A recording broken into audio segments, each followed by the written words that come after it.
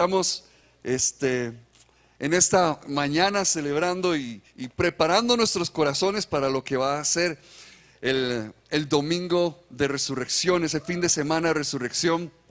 Hemos estado por eso aprendiendo acerca de lo que es el discípulo amado y siguiendo sus pasos a través del Evangelio de Juan. Sabemos que este discípulo empieza a caminar o aparece a partir del capítulo 13. Y entonces nos hace preguntarnos, bueno, ¿cómo vive una persona que está totalmente convencida de ser amado por Dios? ¿Cómo vive? ¿Cómo se comporta? ¿Cómo lleva su vida diaria una persona que está seguro y convencido de que es amado por Dios? Y así que nos encontramos aquí al discípulo amado y vamos a estar leyendo el capítulo 18 y el capítulo 19. Si me regalas agua, porfa. El capítulo 18 y el capítulo 19. Y aquí nos encontramos entonces esta escena en la cual Jesús ha sido arrestado, por allá, en la cual Jesús ha sido arrestado y estaba en el monte, estaba en Getsemaní, en ese jardín con sus discípulos, y vienen todo un grupo de personas, de soldados para venir a llevarlo cautivo. Y preguntan, ¿quién es Jesús? Y Jesús responde, yo soy. En el momento en que declara ese nombre con el cual se reveló Dios a Moisés en la zarza, el gran yo soy. Cuando Jesús dice, yo soy, todos caen al piso. Y todos entonces en ese momento, ¿verdad?, son impactados por el poder que hay en ese nombre. Y Jesús entonces, ¿verdad?, tiene que medirse, ¿verdad?, acordarse, no, sí es cierto, ocupo que me crucifiquen, ¿verdad? Entonces, pues, si yo hubiera sido Jesús, yo les hubiera hecho, yo soy, ¿verdad? ¿Sí? Nada más por el vacilón, ¿verdad? Jesús sí se mide, ¿verdad? Y los deja levantarse y les permite entonces que lo arresten. Y en ese momento entonces Pedro, impulsivo como siempre, no lo piensa dos veces, saca una espada que tenía guardada. Era el apostolito, ahora andaba armado, ¿verdad? Agarra a Pedro, saca la espada, ¿verdad? Y la va a hacer, ¿verdad? Y le vuela la oreja a un hombre, a un siervo del sacerdote llamado Malco. Yo no creo que tuviera la puntería de un ninja. Fijo, si le voló la oreja es porque iba por la cabeza, ¿verdad? Pero tenía muy buenos reflejos el otro. Y entonces, después de esta escena, viene precisamente el momento en el cual nos encontramos a Pedro siendo contrastado con el discípulo amado. Y en Juan capítulo 18, versículo 15 dice, Simón Pedro y otro discípulo seguían a Jesús. Aquí ya ese es el discípulo amado, porque este pasaje sigue hasta el 19. Y otro discípulo seguían a Jesús. Y como el otro discípulo era conocido del sumo sacerdote, entró en el patio del sumo sacerdote con Jesús. Pedro, en cambio, tuvo que quedarse afuera junto a la puerta. El discípulo conocido del sumo sacerdote volvió entonces a salir y habló con la portera de turno y consiguió que Pedro entrara. ¿No eres también tú uno de los discípulos de ese hombre?, le preguntó la portera. No lo soy, respondió Pedro. Los criados y los guardas estaban de pie alrededor de una fogata que habían hecho para calentarse porque hacía frío. Pedro también estaba de pie con ellos calentándose. Brinquémonos hasta el versículo 25. Estaban interrogando a Jesús adentro. Y el versículo 25 afuera dice, mientras tanto Simón Pedro seguía de pie calentándose. ¿No eres tú también uno de sus discípulos?, le preguntaron. No lo soy, dijo Pedro negándolo. ¿Acaso no te vi en el huerto con él?, insistió uno de los siervos, sumo sacerdote, pariente de aquel a quien Pedro le había cortado la oreja. Ahora sí, se armó. Y Pedro volvió a negarlo y en ese instante cantó el gallo. Aquí entonces se presenta esa persona, este otro discípulo que de nuevo se cree entonces que ya es el discípulo amado. Y se pone en un contraste con Pedro y vemos una dinámica que está constantemente en el Evangelio de Juan, que es súper interesante y que es como que el discípulo amado y Pedro llevándose como ley. Hay como una rivalidad, hay como una competencia, ¿verdad? Pedro no podía preguntar quién iba a traicionar a Jesús. El discípulo amado que estaba recostado al pecho, él sí. Pedro solo puede hacerle señas. Y aquí Pedro entonces no puede entrar para estar con Jesús en ese momento, pero el discípulo amado sí puede entrar para estar ahí. Él sí puede, él sí tiene ese acceso. Y entonces vemos como esta rivalidad que como que constantemente Pedro pierde. Pedro está tratando, Pedro le pone ganas, pero pobrecito, nunca lo logra. Pedro está poniéndole todo de sí, Pedro está tratando y Pedro está poniendo de su parte, pero como que siempre queda el otro arriba. ¿Verdad qué cólera cuando hay un hermano que siempre es más bendecido que uno y uno dice, ¡ay, Señor! Y así estaba Pedro, como que al discípulo amado le salían bien las cosas y Pedro como que trataba y no lo lograba. Y aquí nos encontramos a Pedro apasionado, pero viviendo mal su pasión por Jesús. Nosotros estamos convencidos de que a Jesús hay que vivirlo apasionadamente, ¿verdad que sí? Amén. Pero es una de las grandes palabras de nuestra iglesia, es que somos poetas, somos gente apasionada, que sigue a Jesús y vive a Jesús apasionadamente.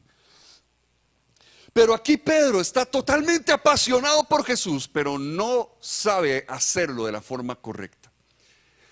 Porque Pedro en su pasión y en su amor por Jesús termina cortándole la oreja a este hombre, a su prójimo. Y precisamente ese es el problema. Cuando hay personas que viven a Jesús apasionadamente, lo usan como una excusa para andar cortando orejas. Porque yo conozco más de algún cristiano corta orejas por ahí. Y ya en la oficina saben quién es. Y en el trabajo todo el mundo sabe. Y dicen, lo duren ni se lo acerque, porque el domingo va a esa iglesia, lo alborotan todo y llega el lunes todo emocionado. Que cómo están pecadores todos, y bla, bla, bla, ¿verdad? Y empiezan a volar orejas por todo lado. Es que yo soy apasionado, yo amo demasiado a Jesús. Y yo he visto, literalmente, yo he estado en reuniones muy espesas, muy fuertes, he visto encontronazos entre hermanos súper fuertes. Y precisamente tengo muy grabado un momento en el que sucedió algo. Y esta persona, un líder muy reconocido, dice, es que yo soy demasiado apasionado, tengo demasiado celo por Jesús. Mientras estaba cortándole la oreja a otro hermano. Porque hay personas que creen que su pasión y su celo por Jesús es una excusa para hacerle daño a otra persona. Y eso nunca será una excusa para dañar a alguien. Porque los dos mandamientos tienen que coexistir. Amamos a Dios sobre todas las cosas y amamos a nuestro prójimo como a nosotros mismos. Amén. Amén.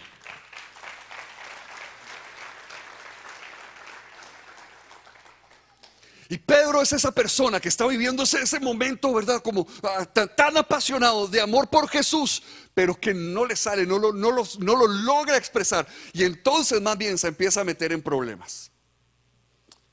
Pedro se dio cuenta de algo. Nuestras grandes palabras como iglesia no solo es que somos poetas, hay otras grandes palabras para nosotros, que es que somos samaritanos, amamos a nuestro prójimo. Y además somos humanos, entendemos que hemos sido creados por Dios, entendemos que no somos perfectos, el único perfecto es Dios y el resto solo la estamos pulseando, ¿verdad que sí? El resto estamos tratando, pero somos seres humanos, somos imperfectos. Y entonces Pedro se encuentra con esta realidad porque lo encontramos en un momento sumamente alterado. Y recuerde que aquí está siendo contrastado con ese discípulo amado. Todos los discípulos estaban viviendo el mismo momento. Qué trauma, qué estrés estar ahí y ver como una horda, ¿verdad?, de gente se acerca para llevarse a tu maestro, para llevarse a Jesús, a quien has estado siguiendo, por quien todo lo dejaste y ahora lo están arrestando. Todos estuvieron en esa escena, estaban en ese momento. Ahí estaba el discípulo amado. Ahí estaba él, viendo también cómo se llevaban a Jesús, viendo cómo era traicionado por uno de sus amigos, viendo cómo lo arrestaban y lo estaban empezando a humillar y lo llevaban con las intenciones de matarlo. Pedro no era el único que vivió eso. Juan también, el discípulo amado también. Él también vivió ese problema, ese asunto, pero lo vivió de una forma diferente. Pedro tomó todo su estrés, su ansiedad, y aún la culpa de haberle hecho eso a esa persona. Y lo está trayendo a esta escena de la Biblia. Porque imagínense cómo se podía sentir Pedro, de que Jesús lo último que hizo fue regañarlo. Se llevaron a Jesús, lo arrestaron, y lo último que hizo Jesús antes de que lo arrestaran, que fue regañar a Pedro, ¿verdad? Como toda la vida, como siempre, ¿verdad? Pero a Pedro hay que regañarlo, ¿verdad? Pero hay que decirle, no papito, siéntese, ya cálmese, ¿verdad? Lo último que hizo Jesús antes de que lo arrestaran fue regañar a Pedro. Pedro, papito, quédese tranquilo, es necesario que yo vaya con ellos. Y Pedro va con todo esto, todas estas emociones, y llega a ese lugar. Y aquí es entonces donde vemos uno de los instrumentos literarios y muy interesantes que usa el apóstol cuando escribe este evangelio. Y es la ironía.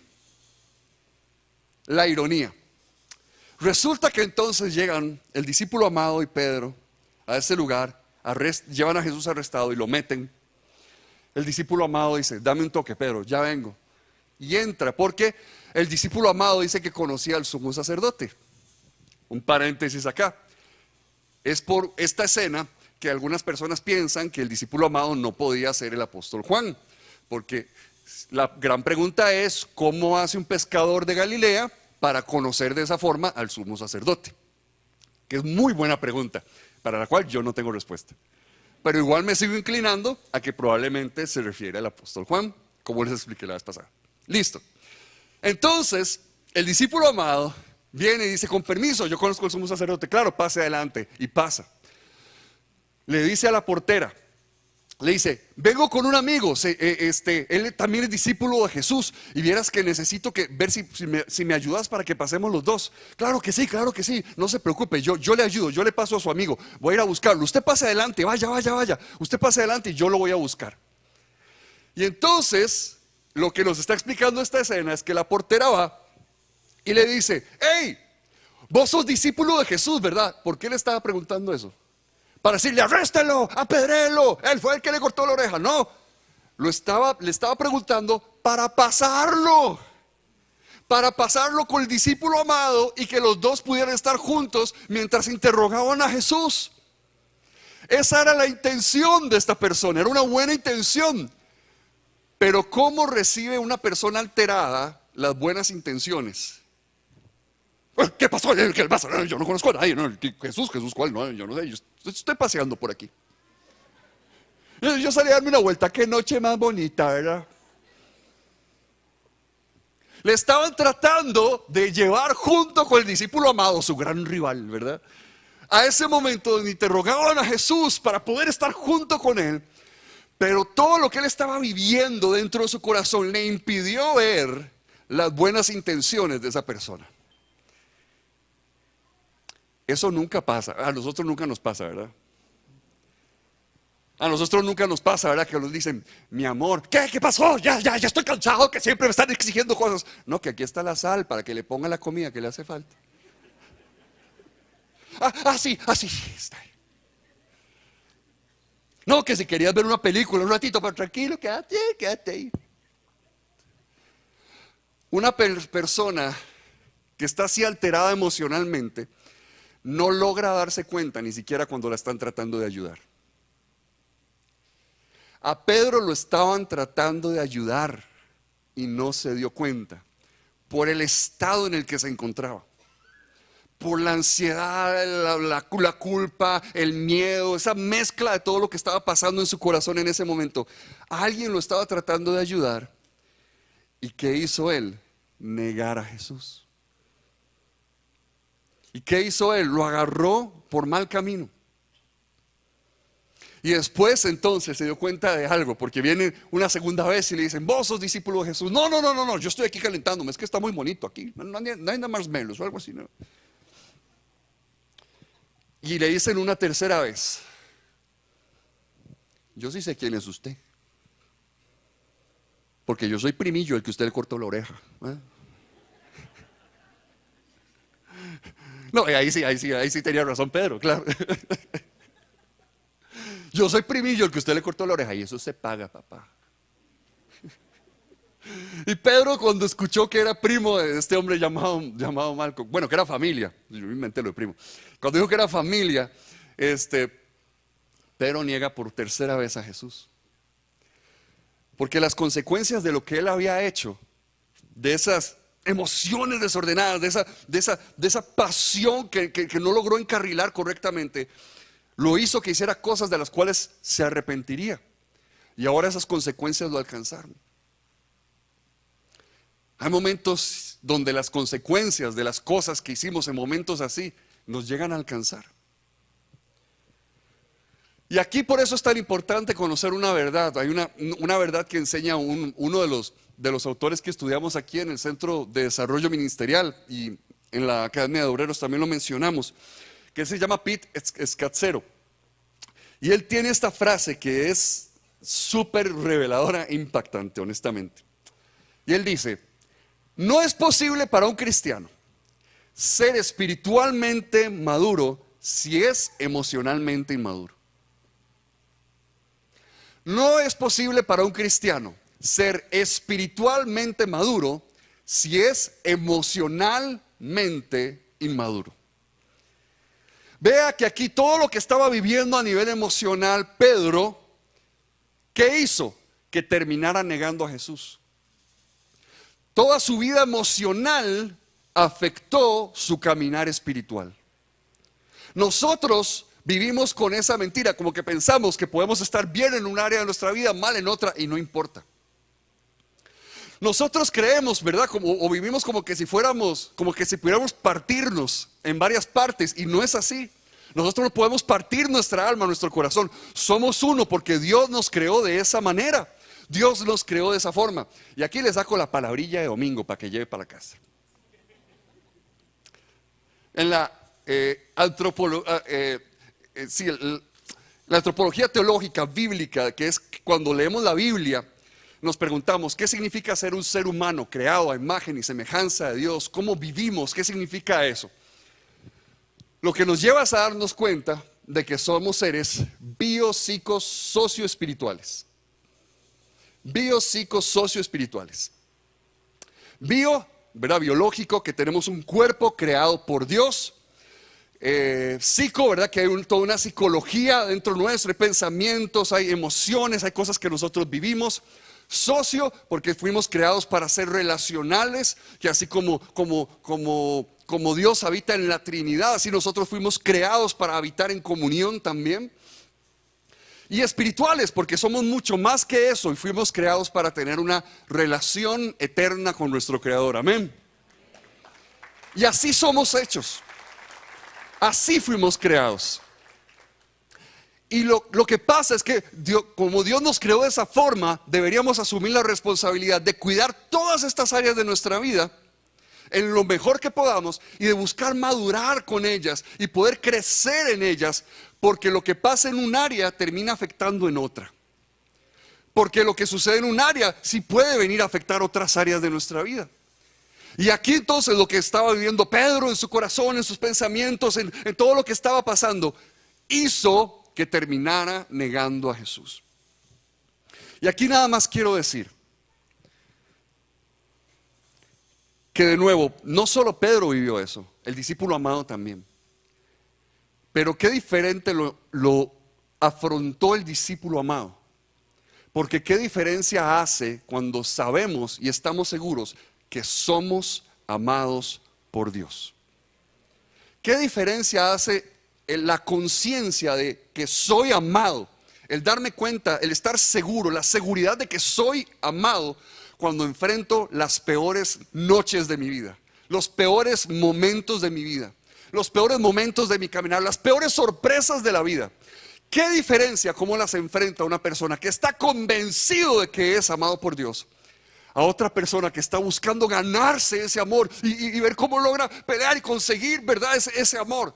¿Qué diferencia hace cuando yo soy alguien que yo sé Dios me ha amado? Estoy seguro en este momento. Tengo miedo, tengo ansiedad en mi corazón, tomé malas decisiones, o están pasando cosas que se salen de mi control, pero soy amado por Dios. Mi vida está guardada por Él. Soy protegido. Voy a caminar siguiendo a Jesús, aún en medio de la noche más oscura, porque soy amado por Él.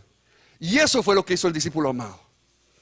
Entró a ese lugar, a ese interrogatorio, y empezó a seguir a Jesús en la noche en la que todos los demás salieron corriendo.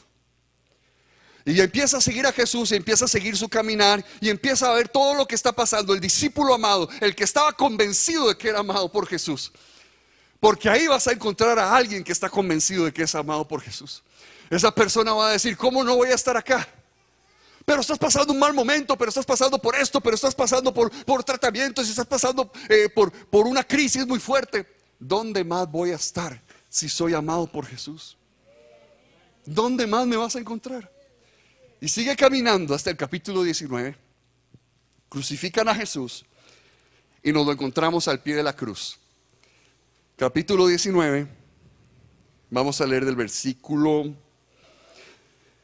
25 al 27. Junto a la cruz de Jesús estaba su madre, la hermana de su madre María, la esposa de Cleofas, y María Magdalena. Y cuando Jesús vio a su madre y al discípulo a quien él amaba a su lado, dijo a su madre: mujer, ahí tienes a tu hijo. Y luego le dijo al discípulo: ahí tienes a tu madre. Y desde aquel momento el discípulo la recibió en su casa.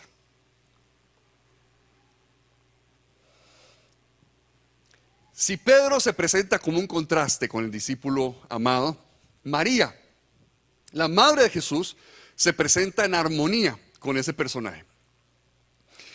Y hay un par de cosas muy interesantes para entender el peso que hay en esta escena, de cómo se está escribiendo este evangelio.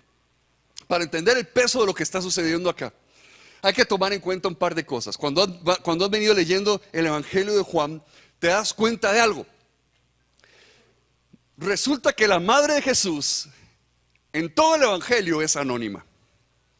Obviamente sabemos que es María, pero en todo el evangelio se decide dejarla anónima. Nunca se le llama por nombre. Se menciona 14 veces a otras Marías, pero ninguna de estas es la madre de Jesús. A ella solo se le dice la madre de Jesús. Y ya de ahí vemos una armonía con el discípulo amado, que también es anónimo. Y no solo eso, resulta que la madre de Jesús aparece en 2 ocasiones, nada más. Se le menciona otra, pero que ella aparezca es en 2 ocasiones. Aparece en las bodas de Caná, en el capítulo 2, cuando se inicia el ministerio público de Jesús. Y aparece al pie de la cruz en Juan capítulo 19, cuando termina el ministerio público de Jesús. Así que aquí el autor nos está creando un puente en toda su narración, ¿verdad? En lo que él está haciendo, para que nosotros veamos el peso de esto que está pasando, el peso de esto que está sucediendo. Y creo que primero que nada nosotros podemos ver aquí a Jesús el hombre, Jesús el ser humano, que lo encontramos aquí en ese momento en la cruz, queriendo tener cuidado de su madre, queriendo tener ese cuidado de su mamá. Porque resulta que una de las cosas que Juan nos ha venido diciendo en el capítulo 7, versículo 5, es que los hermanos de Jesús no creían en él. Entonces hay un conflicto familiar. Ahora, hay personas que dicen que esos hermanos, que es literalmente hermanos, es la palabra delfos, que también se usaba para hablar como de vecinos que vivían como en el mismo barrio, o compatriotas, ¿verdad? Gente que vivía cerca. Porque para los católicos este pasaje de la cruz es muy importante, porque los teólogos católicos entonces dicen que confirma la virginidad perpetua de María. Porque lo que dicen es que entonces Jesús se está dando cuenta que no tiene nadie más con quien dejarla, o sea que Jesús no tenía ningún hermano en la carne, en la sangre, y por eso entonces la deja con el discípulo amado. Con todo el respeto, porque yo sé que algunos de ustedes son católicos, pero con todo el respeto, ¿qué tal si nos imaginamos por un momento que tal vez José y María sí tuvieron otros hijos? ¿Y qué pasaría si Jesús tenía hermanos de sangre de verdad? Y que estos hermanos que menciona Juan 7:5 no creían en él, que de verdad estaban en su contra, que de verdad estaban oponiéndose a lo que él estaba haciendo y a lo que él estaba enseñando. Resulta que José ya no está presente. No sabemos dónde está, solo sabemos que no está presente. Está ausente, de hecho, en todo el Evangelio. Y probablemente María en este momento era una viuda. Pero una mujer tenía que estar bajo la tutela o el cuidado de un hombre, por como eran las costumbres, ¿verdad? Entonces, al faltar su marido, ella quedaba bajo la tutela entonces de su hijo mayor, el cuidado de su hijo mayor. Y entonces está Jesús en esa cruz como hijo mayor. Y la posibilidad de que cuando muriera Jesús, lo que seguía era que la tutela de María, la tutela de la madre de Jesús, pasara a los hermanos menores de Jesús. Si ella quedaba en el hogar de los hermanos menores de Jesús, era gente que no creía en Jesús, que se oponía a Jesús, gente que no compartía esa misma fe. Por lo tanto, le hubieran impedido seguir siendo discípula de Jesús. Y aquí ella se nos está dando la gran enseñanza de que Jesús tiene el cuidado como ser humano, de que su mamá esté bien cuidada, de que tenga un techo, de que tenga alguien que le esté chineando. Pero más allá de eso, Jesús se está asegurando de que ella pueda quedar en un lugar bajo la tutela de alguien donde su fe pueda florecer y donde pueda seguir siendo una discípula de Jesús. Porque eso nos enseñan tanto el discípulo amado como la madre de Jesús, que hemos sido llamados a ser discípulos y discípulas de Jesús, a seguirlo hasta el pie de la cruz, a estar ahí a uno de los momentos más difíciles, porque sabemos que somos amados. Y eso nos lleva a la segunda forma en la que podemos ver esto. No solo Jesús, el ser humano, Jesús, Dios. Porque María o la madre de Jesús aparece en las bodas de Caná y aquí en la cruz. Y resulta que en las bodas de Caná ella le hace una petición a Jesús. Le dice: Jesús, necesitamos vino. Jesús, no hay vino. Y una de las cosas más interesantes de la madre de Jesús es que ella representa al pueblo de Dios que dio a luz al Mesías para traer salvación. Pero creo que también representa a la humanidad completa, dando a luz a ese Mesías que tanto necesitamos para traer salvación para nosotros. Y ella en ese papel le dice: no hay vino, necesitamos vino. Y vuelve a aparecer ahora hasta el momento de la cruz, donde la sangre de Jesús se está derramando y se está cumpliendo la profecía que mencionó Isaías capítulo 25, de que el Mesías iba a servir el vino selecto para las naciones. La petición que hizo María en el capítulo 2 en realidad se está cumpliendo hasta el capítulo 19, cuando la sangre de Jesús es derramada para salvación de toda la humanidad. Todos nosotros somos esa María diciendo: Jesús, derrama de tu vino. Jesús, necesitamos tu vino. Jesús, nos urge tu salvación, la salvación que solo puede ser encontrada en tu sacrificio, Señor Jesús. Y nos enseña a cada uno de nosotros a vivir creyendo, reclamando, pidiendo, celebrando que se ha servido el vino que nos ha dado la salvación y que nos ha puesto en paz para con Dios. Nos da seguridad de que somos amados por Él. Y ser amados nos transforma. Estar convencidos de que somos amados nos transforma. Yo no creo que el discípulo amado fuera más valiente que Pedro. Pero yo creo que el estar convencido de que era amado lo hizo parecer más valiente. Yo creo que el estar convencido de que era amado por Jesús lo hizo estar donde todos los demás huyeron. Lo hizo caminar hasta donde todos los demás se dispersaron. El estar convencido, yo soy el discípulo amado por Jesús, lo hizo llegar hasta el punto donde ninguno de los demás estuvo presente.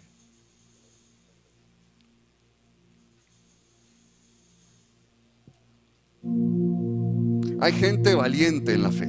Hay héroes y heroínas de la fe hoy en día, gente que uno dice: qué increíble. Pero son personas que saben, que están seguros que han sido amados por Dios.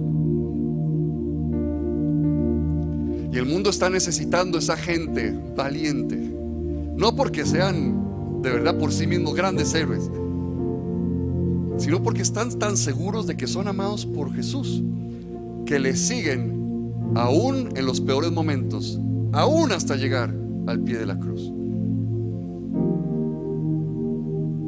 Eso nos identifica con Jesús, porque es en esos momentos, en esos lugares, donde empezamos a darnos cuenta de lo que de verdad mueve el corazón de Jesús. Es ahí donde asumimos compromisos que los demás no estaban dispuestos o preparados para asumir. ¿Qué habría pasado con esa mujer si no hubiese estado ahí ese discípulo amado? Pero estuvo ahí presente, y Jesús le pudo confiar lo que estaba más cerca de su corazón en ese momento. ¿Saben? Seguimos a Jesús aún en los peores momentos, donde su gloria se manifiesta de maneras inesperadas, y eso hace que podamos estar presentes para escuchar las peticiones más profundas de su corazón.